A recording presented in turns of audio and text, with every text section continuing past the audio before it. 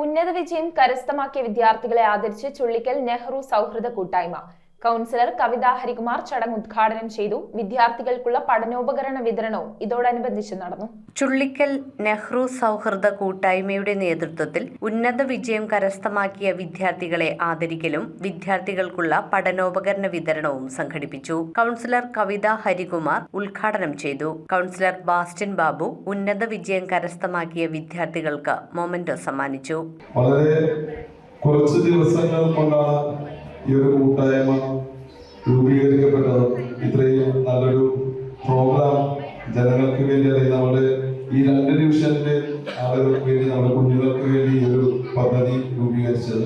Raju PS ചടങ്ങിൽ അധ്യക്ഷത വഹിച്ചു. Ibrahim Kutty, Thomas, Shaiju, PV Vijayan, Benny Joseph, Ramesh KR തുടങ്ങിയവർ സംസാരിച്ചു. News bureau, Kochi.